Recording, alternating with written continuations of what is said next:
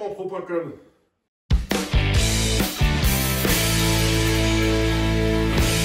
Voilà, moi j'ai tout de suite adopté ce petit chandail, super chaud, tu vois, c'est doublé à l'intérieur. Parce que sur mon chantier, on est dans la salle de bain, tu vois, j'ai fait un peu de colle à carrelage, hop, je vais prendre.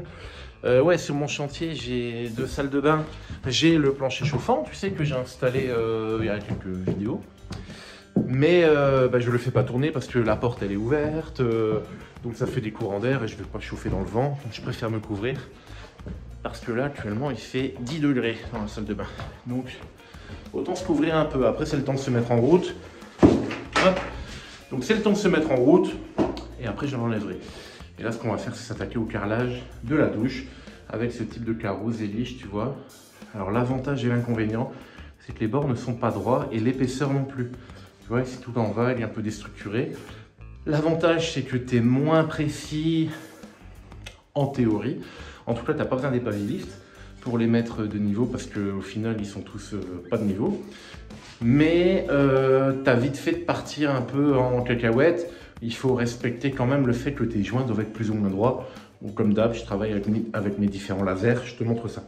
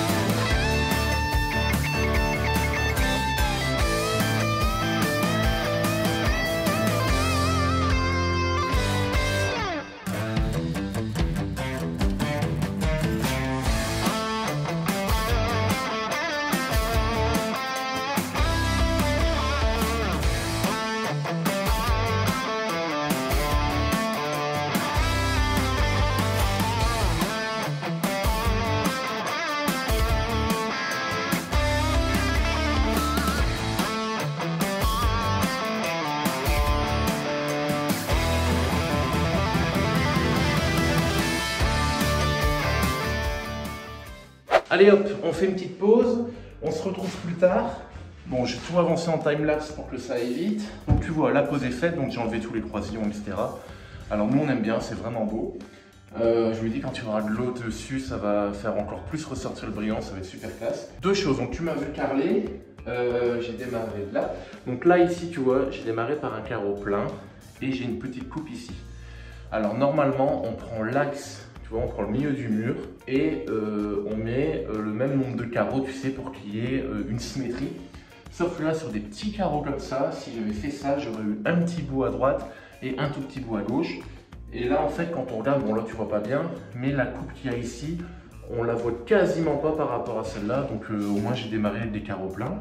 J'ai fait la même chose ici. J'ai démarré avec un carreau plein sur le bord et un profil ici en alu, tu vois. Donc je suis en carreau plein, juste ici, où j'ai ma coupe qui est là. Pour la même raison, parce qu'ici j'aurais eu un petit carreau, et ces carreaux-là, ils sont un peu difficiles à couper parce qu'ils sont plutôt fragiles. Donc j'ai préféré mettre mes coupes ici dans l'angle. De toute façon, il y aura un joint, ça ne se verra pas. Pour ce côté-là. Et là, on s'est arrêté à ce côté-là. De la même manière, de toute façon, tu vois, j'ai mon profil ici en alu, mes carreaux pleins, jusqu'à la coupe ici. Et je m'étais arrêté là parce que j'arrive ici aux robinetteries. Donc ici, tu vois, les carreaux que je vais mettre là, ils vont devoir avoir une découpe pour faire passer la robinetterie. Et j'attendais mes trépans. Tu sais, j'ai acheté des trépans qui se mettent directement sur la meuleuse. Je les ai pas reçus. Je pensais les avoir pour faire proprement, etc. Et comme je les ai pas encore reçus, il faut que j'avance. Donc on va se faire ça à la meuleuse, à l'ancienne. Alors l'avantage, tu vois, c'est que ça tombe jamais dans un carreau plein. Donc je ne dois pas faire un trou en plein milieu d'un carreau. je vais pouvoir attaquer sur un bord, etc. Donc je pense qu'à la meule, ça va le faire. Donc on prend le temps, on se fait ça tranquillement maintenant. Et j'espère comme ça, je peux continuer le haut. Donc il me reste 4 rangées. Comme ça, on va essayer de se terminer le haut ce matin. Allez, c'est parti.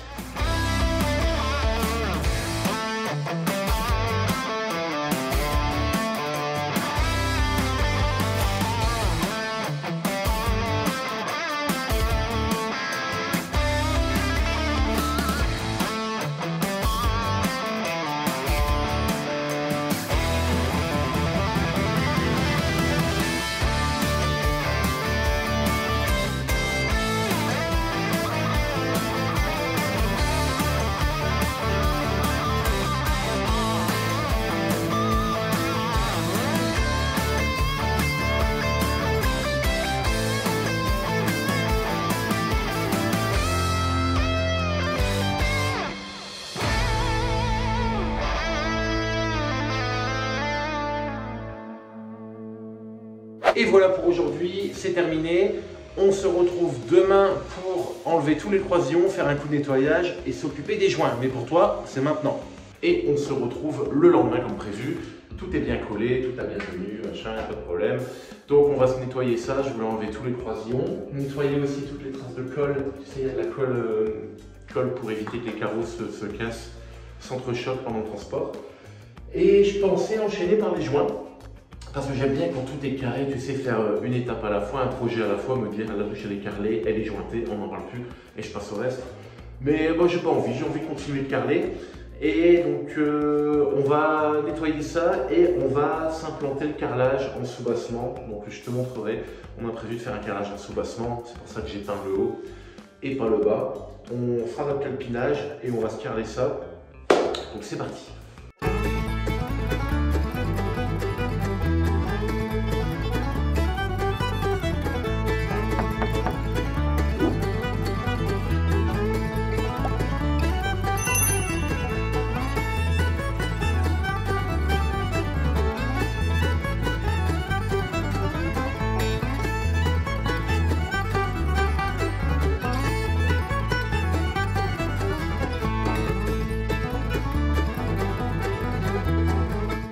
Et voilà, c'est nettoyé, c'est tout propre. J'ai jamais vu un carrelage avec de la colle qui tient autant, j'ai galéré. Mais voilà, le résultat est nickel. Donc on est prêt pour les joints. On va maintenant s'attaquer au carrelage du sous-bassement. Donc regarde, tu vois, j'ai pas peint le dessous parce que mon carrelage va s'arrêter à peu près ici. Enfin, ma faïence. Alors pour ça, le mieux c'est, tu peux mesurer, mais le mieux quand même c'est de poser ton carrelage. Et regarde. C'est ce que j'ai fait. Comme je disais, tu peux mesurer, mais le mieux, c'est de l'installer directement au sol avec ses croisillons pour avoir la taille exacte et pour pas te tromper. Là, je suis parti sur du carrelage qui n'est pas rectifié, donc les joints, c'est du 3 mm. Quand tu pars sur du carrelage qui n'est pas rectifié, passer sur du 2 ou du 1 mm, tu prends des risques parce qu'il suffit qu'il y ait un petit défaut. S'il n'est pas rectifié, ça veut dire qu'il sort du moule directement comme ça. Il peut avoir des petites différences et tout. Donc, partir sur du 3 mm, ça te permet de jouer un petit peu, si tu mettre un joint de 2 mm parce qu'il y en a un qui est un peu plus haut que l'autre, ça se verra pas. Par contre, si tu es sur du 2 ou du 1 mm déjà d'origine, tu vas galérer. Donc, je suis parti sur du 3 mm. Et l'idée maintenant, tu vois, c'est de mesurer la hauteur dont j'ai besoin. Donc, tu vois, moi, j'ai fait un petit repère ici. Donc, je sais que mon carrelage va s'arrêter là. À partir de ce moment-là, je remesure sur les carreaux que j'ai posés au sol pour arriver à la bonne dimension et j'aurai la taille de la coupe du carreau du bas. C'est ce qu'on va faire maintenant. Ici, j'ai besoin de 108,5 cm et je reporte la mesure là. 108,5. Le truc maintenant, c'est de mesurer le petit carreau là. Donc moi, ça fait une petite plainte de 6,6 cm. Je le reporte sur le mur. Et là, j'ai préparé mon laser. Je vais régler mon laser à ce niveau-là. Ça va me permettre de balancer la mesure sur toute la périphérie. Et je vais pouvoir découper petit à petit la périphérie complète pour avoir une base directement bien droite. J'avais sorti ma pige ici, tu sais, pour pouvoir régler le laser. Donc je vais le régler au fur et à mesure que je vais monter mes carreaux sur le mur. Parce que comme j'ai des angles un peu partout, j'aime bien qu'à chaque rangée, je monte mon laser pour que chaque carreau est aligné avec tous les autres. Et j'ai sorti le laser de chez Laserliner, tu sais, c'est le laser 4D, je pense qu'ils disent. Parce qu'en fait, tu as 4 faisceaux. Et le dernier faisceau, donc tu as les 3 d'origine comme tu connais, au-dessus, sur le côté pour te faire des parallèles, des perpendiculaires, tout le bordel. Mais tu en as un, tu vois, tout en dessous. Et l'avantage pour ce chantier-là, c'est que, regarde, moi ici, la hauteur que j'ai, c'est 6,5 cm. Donc ça fera comme si c'était des plaintes. Et l'avantage, c'est qu'en utilisant finalement le petit laser du dessous, ça me permet d'aller aussi bas, parce qu'avec mon laser normal, la partie haute, tu sais, si j'utilise ce laser-là, il est plus haut que les 6,5 que j'ai besoin pour faire ma partie basse. Donc ça, c'est un super outil. Voilà, j'ai tracé mon carreau. Et pour le découper, bon, tu peux le faire à la meuleuse. Mais tu vois, j'aurai un petit joint en bas, donc j'ai envie de faire le joint le minimum. Enfin, j'ai envie de faire le joint le plus petit possible. Donc, j'ai loué une carrelette parce que je préfère louer une carrelette de pro qui coûte 4 ou 500 balles et la louer une ou deux journées plutôt que d'acheter un modèle à 100 ou 200 balles qui m'appartient mais qui fera des moins belles coupes. Donc, regarde ici, toi, j'ai loué la TX900 de chez Ruby. Ça coûte une quinzaine d'euros par jour et ça te permet d'avoir accès à des outils pro pour avoir une qualité vraiment géniale. En plus, tu as une butée et tout, donc si tous tes carreaux font la même taille, tu peux bien régler la butée, etc. Enfin bref, c'est du top. Allez, on coupe notre carreau.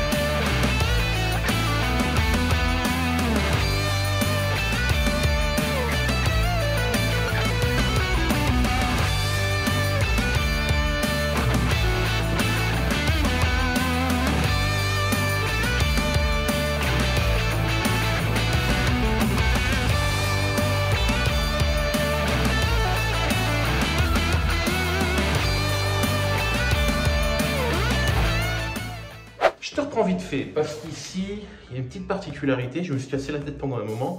Alors tu vois, je sais pas si tu vois bien la vidéo, mais ici j'ai mis une petite baguette de finition. Donc c'est pour finir le mur de la douche qui va là. Et tu vois, il va juste en haut, enfin presque en haut. Et en fait ici, je vais devoir repartir avec mon soubassement carrelé. Donc je me demandais comment faire. Et en fait, la décision que j'ai prise, c'est de mettre 2 barres de finition. Donc une pour la douche. Et je vais en remettre une autre par-dessus comme ça pour qu'elle parte dans l'autre sens pour arrêter le carreau qui vient ici. Parce que ce que je voulais pas faire, c'est que le mur de la douche... Merde. Ce que je voulais pas faire, c'est que le mur de la douche vienne plus loin. Parce que sinon, au niveau de mon receveur, ça n'aurait pas fait beau. Que lui soit plus loin et pas l'autre. Et j'ai pas trouvé de profil adapté. Je sais pas si ça existe. Donc voilà, je vais en mettre 2. Parce que lui, il va s'arrêter plus bas que l'autre qui continue pour cacher l'arête des carreaux comme ça bleus. Donc c'était pour te montrer cette petite particularité. Et ensuite, bah, on continue d'attaquer. Il y a des trucs que j'ai fait en off. Là, tu vois mon angle, je voulais le faire tranquille et tout. Donc je suis en train de le faire en off. Et là, on va s'attaquer aux découpes. Donc je te montre ça.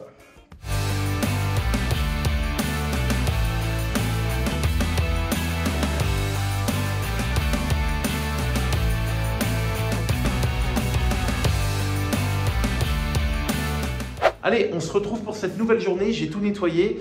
Voilà, donc on a posé tout le carrelage, tu vois, paf, tout le tour. Le carrelage, c'est de la faïence, chaque fois je me trompe. Aujourd'hui, on va attaquer les joints. Alors, je ne vais pas forcément faire les joints de la douche, je vais voir en fonction du timing. Mais parce qu'en fait, on ne se rend pas compte, mais il y en a beaucoup. Donc, je vais m'attaquer aux joints de tout ce qui est sous-bassement. Comme ça va être fait et je vais pouvoir enfin installer le toilette, enfin terminer l'installation du toilette avec l'installation de la cuvette, de la chasse d'eau, etc. Donc voilà, je me mets mon petit time-lapse, on se met dans un coin, on fait les joints rapidos. Je t'explique pas, de toute façon il n'y a pas grand chose à expliquer. Je fais pas de tuto carrelage parce que je suis pas un expert du carrelage.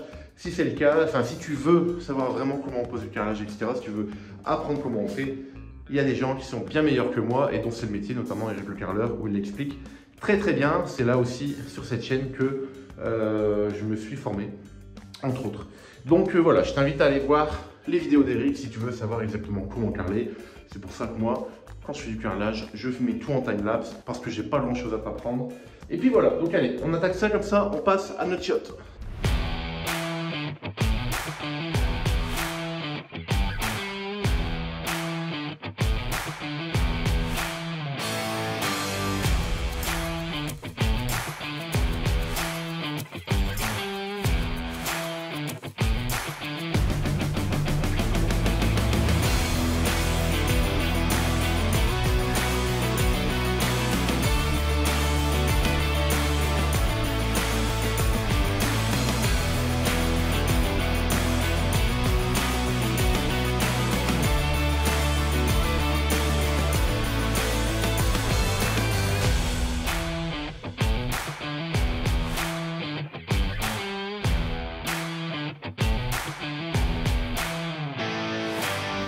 Et voilà pour la pose de notre carrelage. On est le lendemain matin, les joints sont en train de sécher, là ils sont encore un peu sombres, ils vont s'éclaircir.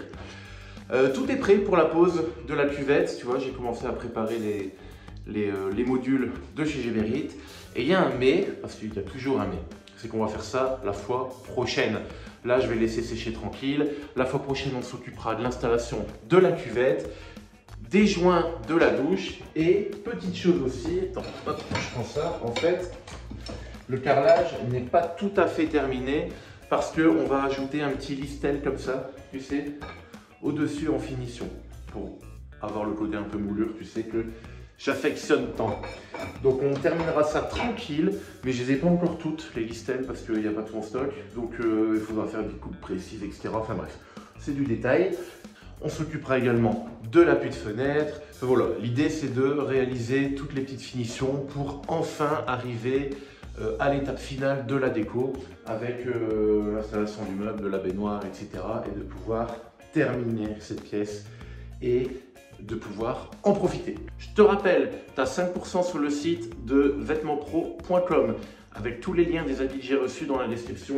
Et vraiment, je voulais te le dire parce que je ne les ai pas reçus ce matin. Tu sais, je les teste depuis quelques temps, ces habits. Et surtout, ces chaussures de sécurité. Alors, attends, je me mets comme ça, on pose un peu la cime.